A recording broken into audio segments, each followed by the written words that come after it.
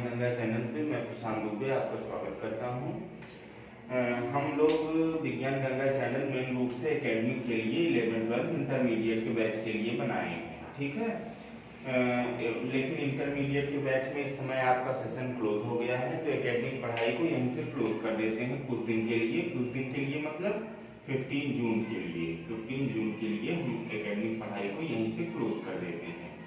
अब 29 मई यानी आज से टुडे 29 मई से हम आपका जो सेशन चलाने चल रहे हैं 14 जून तक, 29 मई से 14 जून तक ये आपका सेशन चलेगा कि बेसिक यानी 9-10, क्योंकि लोगों को दिक्कत आ रही थी, पुराने छात्रों को लोग ये कह रहे थे कि 9-10 की भी अभी कुछ हमें साइंस तो पूरी तरह नहीं तैयार है।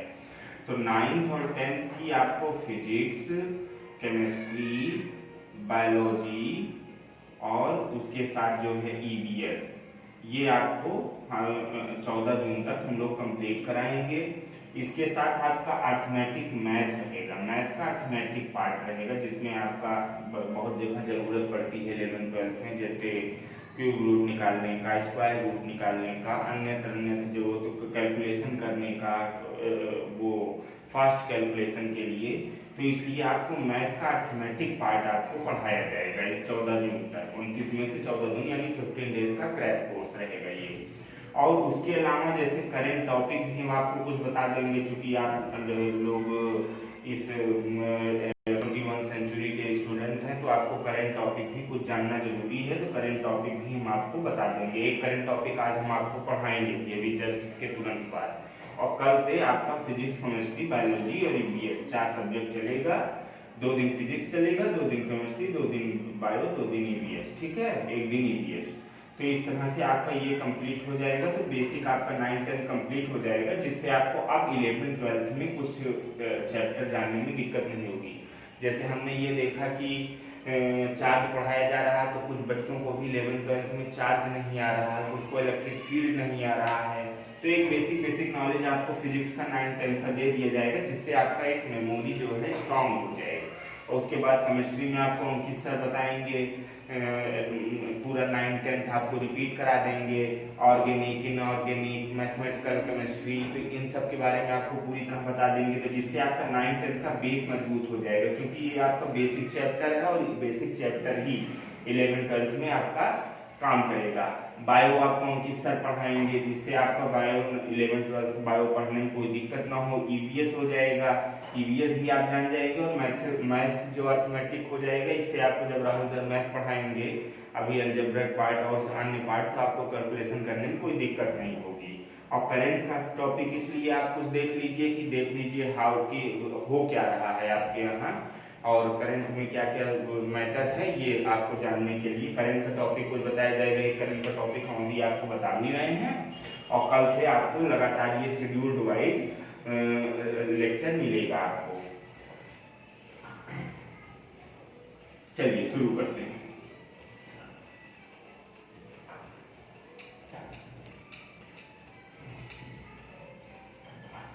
देखिए, आपने देखा होगा कि जो इस समय कोरोना काल चल रहा है और लॉकडाउन 4.0 चल रहा है, भारत सरकार ने जारी किया है, उसमें आपने 3 चीज बहुत आपने देखा होगा कि बहुत विस्तार से। एक तो कोरोना न्यूज जो आ रही है वो हो गई, ठीक है, कोरोना न्यूज है जिसमें अमेरिका और चाइना वर्ल्ड वार है, और WHO पे कुछ आरोप है, WHO की गतिविधियां संदिग्ध हैं। और तीसरी चीज आपने देखा है कि वर्ल्ड में अनफॉर्चुनेटली डेथ ज्यादा हो रही है, काफी पब्लिक इसमें मारी जा रही है इस कोरोना वायरस के प्रभाव में। लेकिन जो मेन चीज आपने भारत की दृष्टि से देखी है, भारत में 3 चीज है। पहली आपकी हो गई जो क्या कहते हैं कि श्रमिकों का पलायन, विभिन्न स्टेट से श्रमिकों का पलायन हो रहा है, पहला चीज है श्रमिकों का पलायन, ठीक है, पलायन। दूसरा चीज आपने देखा कि इस समय भारत और चीन के सीमा विवाद, लद्दाख क्षेत्र में भारत चीन के बीच की सीमाएं कई बार सेनाएं एक दूसरे से भिड़ी, तो भारत चीन सीमा विवाद आपने देखा। और तीसरा आपने क्या देखा, भारत चीन सीमा विवाद, ठीक है, इस समय पाकिस्तान भारत सीमा विवाद नहीं हो रहा, भारत चीन सीमा विवाद आपने देखा। और तीसरा एक दुर्भाग्य से जो हमारा एक अच्छा दोस्त था, जिससे हमारे एक अच्छे संबंध सदियों से चले जा रहे हैं, उसके बीच में एक विवाद हो गया। वो क्या था? भारत नेपाल सीमा विवाद। भारत नेपाल सीमा विवाद। भारत नेपाल सीमा विवाद। तो आज हम आपको जो बताने चल रहे हैं करंट में, वो भारत नेपाल सीमा विवाद से ही शुरू करेंगे कि क्या है। देखिए, भारत चीन सीमा विवाद तो कई बार हुआ है, भारत पाकिस्तान सीमा विवाद आम बात है, लेकिन भारत नेपाल सीमा विवाद हो जाए, भारत भूटान सीमा विवाद हो जाए, भारत श्रीलंका सीमा विवाद हो जाए, या भारत म्यांमार सीमा विवाद हो जाए, या भारत बांग्लादेश सीमा विवाद हो जाए, ये अपने आप में एक दुर्भाग्यपूर्ण घटना है। क्योंकि ये छोटे राज्य हैं, भारत से इनका संबंध बहुत अच्छा है, लेकिन फिर भी नेपाल से तो बिल्कुल, क्योंकि आप जानते हैं नेपाल में भी कुछ समय तक राजशाही थी और हिंदू राजशाही थी, और भारत भी लगभग हिंदू देश है, लेकिन उससे एक सीमा विवाद शुरू हो गया। तो वो सीमा विवाद वास्तविकता में है क्या, ये देखिए नेपाल है क्या। नेपाल तो पहली बात जान लीजिए कि ये, जैसे ये भारत है, ठीक है, ये भारत है, और इधर वाला जो ये एक एरिया है, ये नेपाल है। ये क्या है? नेपाल है। नेपाल है, ये इंडिया है। मैं थोड़ा अच्छा नहीं बना होगा, लेकिन ये इतना जान लीजिए, ये चाइना। तो नेपाल इंडिया और चाइना के बीच में बना एक देश है। और सबसे अच्छी बात ये है कि ये जलरुद्ध क्षेत्र है। जलरुद्ध का मतलब आप जानते हैं, यानी ये समुद्र से नहीं मिलता है। ये भारत और चाइना के दोनों की स्थल सीमा पे स्थित देश है, और इसको बफर कंट्री कहते हैं, यानी कि ये दो बड़े देशों के बीच में एक छोटा देश है। तो अब भारत नेपाल सीमा विवाद है क्या, ये आप जानिए। किस पे आज इतने दिन से भारत और नेपाल की सीमा विवाद शुरू हुआ? भारत नेपाल का सीमा विवाद किस पे शुरू हुआ, ये आप जानिए।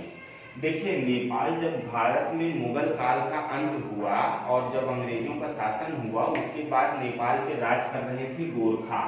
नेपाल पे कौन राज कर रहा था? नेपाल पे गोरखा राज कर रहे थे। नेपाल पे गोरखा राज कर रहे थे। तो जब नेपाल पे ये गोरखा राज कर रहे थे, और गोरखा एम्पायर अत्यंत शक्तिशाली हो गया था। नेपाल पे गोरखा एम्पायर एकदम शक्तिशाली हो गया था। तो वो क्या किए, ये उत्तराखंड की ये जो नेपाल आज आप देख रहे हैं, ये नेपाल केवल इतना नहीं था। ये नेपाल जो है, इधर सिक्किम उक्किम सब नेपाल में ही था, सिक्किम वगैरह सब नेपाल में था, और इधर सिक्किम नेपाल में था, और इधर जो है क्या कहते हैं, कुमायूं, उत्तराखंड का कुमायूं गढ़वाल मंडल, ये सब नेपाल में था। और नीचे इन्होंने बिहार के कुछ तराई क्षेत्र को भी ले लिया था अपने अंदर। तो नीचे का तराई क्षेत्र भी नेपाल के ही अंदर में आ गया था। तो जब ये नेपाल बराबर मजबूत होता चला है, तो ब्रिटिशर जो हमारे उस समय इंडिया पे शासन जिनका था, तो वो क्या हुआ, इनसे और नेपाल से एक युद्ध होता है। और युद्ध कब होता है? 1814 में होता है। 1814 से 1816 तक चलता है। तो यहाँ नेपाल को उसमें शासन किसका था? गोरखा गार्डों का था, गोरखाओं का था। और गोरखा गार्ड अपने आप में बहुत शक्तिशाली माने जाते हैं। और 1814 से 1816 के बीच में ब्रिटिश और नेपाल युद्ध हुआ था।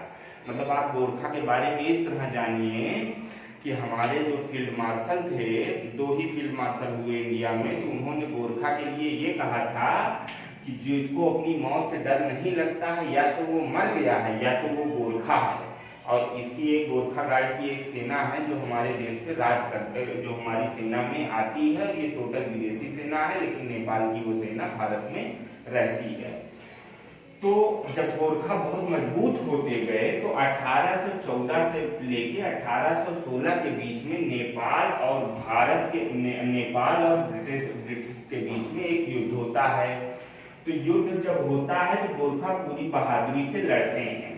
और पूरी बहादुरी से लड़ने के बाद गोरखा क्या करते हैं, लेकिन चूंकि वो देश मजबूत था, उसके हथियार काफी अच्छे थे, इसलिए दुर्भाग्य से वो हार जाते हैं। तो जब हार जाते हैं तो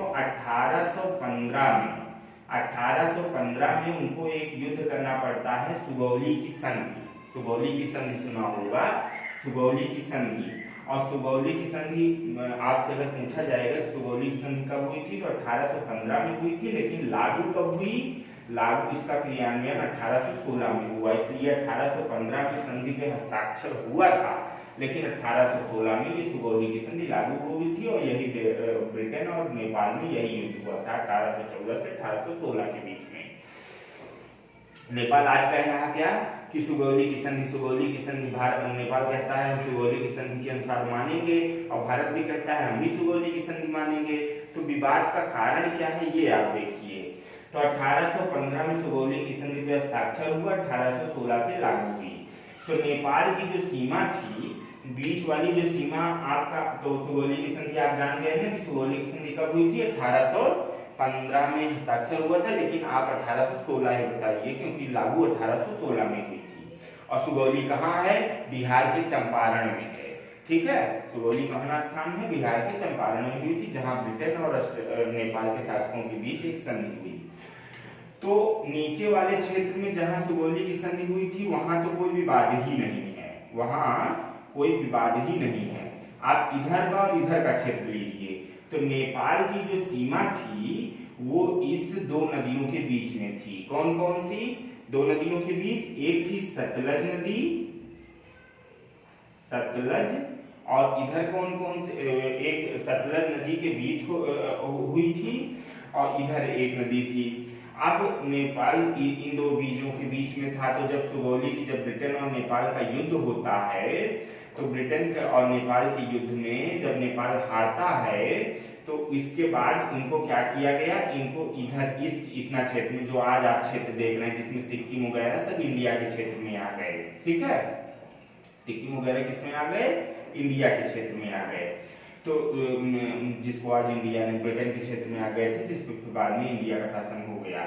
तो यहाँ से एक महाकाली नदी है, महाकाली नदी, ये उसकी नई सीमा तय की गई, महाकाली, जिसको नेपाल में महाकाली या काली नदी कहा जाता है, और यहाँ जो है भारत में शारदा नदी कहा जाता है।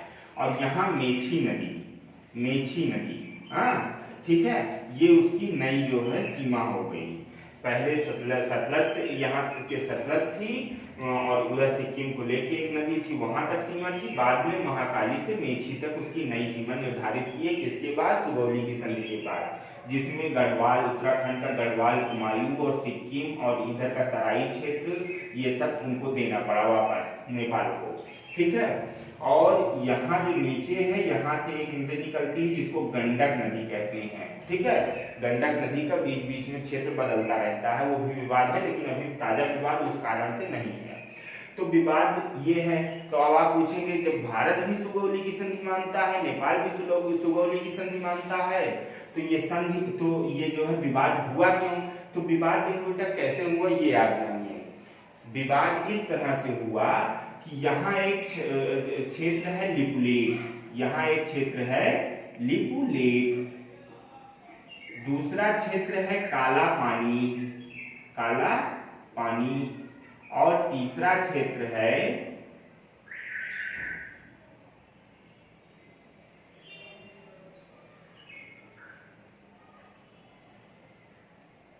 डिम्पियाधुरा। तो महाकाली नदी का उद्गम जो भारत मानता है, वो मानता है कि लिपुलेख से हुआ है, और यही उसने नई कैलाश मानसरोवर के लिए नया वो बनवाया है, पुल बनवाया है, रास्ता बनवाया है कैलाश मानसरोवर यात्रा के लिए। नेपाल इसको मानता है कि यहाँ से है, लिम्पियाधुरा यहाँ से है, लिम्पियाधुरा। नेपाल ये मानता है कि लिम्पियाधुरा से है। क्यों मानता है ये जानिए। लिम्पियाधुरा एक क्षेत्र है काला पानी, एक क्षेत्र है लिपुलेख, तीनों से नदी निकलती है, और यही नदी एक साथ समाहित होकर महाकाली के रूप में बहती है, जिसको भारत में शारदा नदी के नाम से जाना जाता है, नेपाल में महाकाली के नाम से जाना जाता है, या काली के नाम से जाना जाता है। तो लिम्पियाधुरा, काला पानी, लिपुलेख, तो ये इसको भारत कहता है कि ये चूंकि ये लिपिया धुरा से ना बह के ये लिपलेख से बहती है, इसलिए सुगौली की संधि, अकॉर्डिंग टू सुगौली की संधि ये हमारा क्षेत्र है लिपिया धुरा, काला पानी और लिपलेख। नेपाल कहता है ना ना ये लिपलेख से ही बहती है, इसलिए लिपलेख, काला पानी, लिपिया धुरा, ये लिपिया धुरा से बहती है, इसलिए लिपिया धुरा और काला पानी और लिपलेख हमारा क्षेत्र है। भारत कहता है ये लिपलेख से बहती है, इसलिए लिपिया धुरा, काला पानी और लिपलेख हमारा क्षेत्र है। यही विवाद का मूल कारण है। भारत मानता है कि ये जो है लिपलेख से बहती है, नेपाल मानता है ये लिपिया धुरा से बहती है। भारत लिपलेख से मानता है, इसलिए लिपिया धुरा, काला पानी, लिपलेख को सबको अपने क्षेत्र में दिखाता है, और ये कहता है कि लिपिया धुरा से बहती है, इसलिए लिपलेख, काला पानी, लिपिया धुरा को अपने क्षेत्र में दिखाता है नेपाल। तो भारत ने जो ताजा विवाद किया लिपलेख में, कैलाश मानसरोवर यात्रियों के लिए मार्ग बनाया, और मार्ग बना करके यहीं से अब यात्रा करेंगे। और पहले यात्रा सिक्किम से नाथुला धर्रा एक क्षेत्र था, यहाँ से होके तब निकलती थी, चाइना होके जाती थी। अब जब लिपलेख आया, टाइम की कितनी बचत हुई, यहाँ से होके जाने लगी। यही उनका मेन कारण है विवाद का। नीचे वाली गंडक नदी है, गंडक नदी को में अभी कोई विवाद नहीं, विवाद पैदा हो जाए अभी कोई विवाद नहीं है। गंडक नदी है, त्रिवेणी पुल आपने सुना होगा, बिहार में त्रिवेणी पुल है, वो सीमा है, उस पर अभी विवाद नहीं है। ये तराई क्षेत्र है, पहले था नेपाल यहाँ से, लेकिन सुगौली के बाद यहाँ से हट के यहाँ तक उसकी सीमा वही गंडक नदी से और त्रिवेणी पुल के पास से होके चलने लगी। और मेची नदी जो है वो नेपाल से निकलती है और भारत में आती है और महानदियों में मिल जाती है। तो विवाद का मूल कारण आप समझ गए होंगे क्या है कि नेपाल की पहले सीमा जो थी वो सतलज से लेके और जो है क्या कहते हैं कि सतलज नदी से थी, जिसमें से आपका उत्तराखंड का गढ़वाल, कुमायूं, इधर सिक्किम, साला मंडल आता था। बाद में जो सुगौली की संधि के बाद वो उसकी सीमा हुई, वो महाकाली से मेची तक हुई। महाकाली नदी का जो उद्गम 3 नदियों से मिलकर महाकाली नदी पूर्ण होती है, लिपिया धुरा, काला पानी और लिपलेख से बहती है, जो महाकाली के नाम से जानी जाती है। नेपाल कहता है कि ये महाकाली नदी लिपिया धुरा से ना, लिपिया धुरा से होके बहती है, इसलिए ये सारा क्षेत्र मेरा है। भारत कहता है ये लिपलेख से बहती है, इसलिए तीनों क्षेत्र मेरा है। ताजा कारण यही है कि नेपाल ने अपने मैप में इन तीनों क्षेत्रों को अपने क्षेत्र में दिखा दिया है। हालांकि अब विरोध के बाद संसद में नहीं रखा, लेकिन यही जो ट्राइजेक्शन है, इसी ट्राइजेक्शन के कारण ही पूरा विवाद शुरू हुआ है। तो सतलज से ताप्ती तक पहले नेपाल की सीमा थी, उसके बाद जो है जब ब्रिटेन और नेपाल का युद्ध हुआ तो नेपाल की नई सीमा महाकाली से मेची तक हो गई और नीचे गंडक नदी है। तो यही विवाद का मुख्य कारण है कि लिपलेख को पहले जो कैलाश मानसरोवर की यात्रा होती थी वो 1800 ये यहाँ से सिक्किम के नाथुला दर्रा क्षेत्र से होके जाती थी। अब जब लिपलेख से जाने लगेगी तो टाइम बचेगा और ये सुविधाजनक रूप से यात्री कैलाश मानसरोवर यात्रा को पूरा कर पाएंगे। तो यही विवाद का था। तो आपको आज चार चीज जान लीजिए। पहली बात, सुगौली की संधि 1816 में हुई थी, साइन 15 में हुई थी, लागू 1816 में हुई थी। भारत नेपाल के विवाद के बीच भारत जो नेपाल की नई सीमा हुई थी जब ब्रिटेन का शासन था, तो महाकाली नदी से लेके महाकाली से मेची तक हुई थी। ठीक है। और तीसरा कारण आप जान लीजिए, विवाद का मेन कारण क्या है कि महाकाली का उद्गम नेपाल मानता है कि ये जो है लिपिया धुरा से होके जाती है। नेपाल मानता है कि ये लिपिया धुरा से होके निकलती है, और भारत मानता है नेपाल के अनुसार लिपिया धुरा, और भारत के अनुसार नेपाल के अनुसार लिपिया धुरा और भारत के अनुसार लिपुलेख भारत के अनुसार। यही विवाद का मूल कारण है, क्योंकि भारत के अनुसार, क्योंकि भारत ने अभी अपना एक तो रास्ता बनाया है, किस लिए? कैलाश मानसरोवर के लिए। और पहले कैलाश मानसरोवर यात्रा कहाँ से हुई थी? सिक्किम के नाथुला दर्रा से होती थी। और भारत ने नेपाल को एक बार 2015 में भी विवाद हुआ था, तो भारत ने उसको सबक सिखाया था। सबक क्यों सिखाया था? क्योंकि वो बड़ा दुर्गम, बीच में माउंट एवरेस्ट पड़ता है, बड़ा दुर्गम इलाका है वो। नेपाल से, चाइना से कोई सामान नेपाल नहीं आ सकता। नेपाल जाने के लिए भारत का ही रास्ता चुनना पड़ता है। तो जो चाइना से सामान आता है वो पहले यहाँ आके यहाँ कलकत्ता बंदरगाह पे उतरता है, जिसके बाद सड़क मार्ग द्वारा नेपाल जाया जाता है। तो लागत बढ़ जाएगी अगर नेपाल भारत से मित्रता संबंध न करके चाइना से मित्रता संबंध करता है। बहरहाल वो बात की बात है, वो बात का विवाद है। तो ताजा विवाद यही है, महाकाली के उद्गम स्थल को और लेक में भारत के द्वारा रास्ता बनाना, किस लिए? माउंट एवरेस्ट की यात्रा के लिए, कैलाश मानसरोवर की यात्रा के लिए। तो आई होप आप कुछ लोग समझे होंगे। ये करंट टॉपिक है, चूंकि आप इस देश में रह रहे हैं, लोग आपसे पूछ सकते हैं। आगे भारत चीन का विवाद और कोरोना वायरस के, ये आपको हम किस तरह बताएंगे। बाकी अगर वीडियो पसंद आया हो तो लाइक करिए, ना पसंद आया हो तो लाइक करिए, लेकिन कमेंट करके बताइएगा। चैनल को शेयर करिए, सब्सक्राइब करिए और जय हिंद।